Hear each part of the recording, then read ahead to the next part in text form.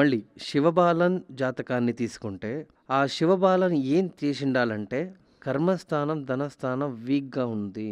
కర్మస్థానం, ధనస్థానం 2 వీక్‌గా ఉన్నతో కర్మబలంలో పురోగతి లేని వలన చేసే పనిలో కూడా పురోగతి ఉండదు.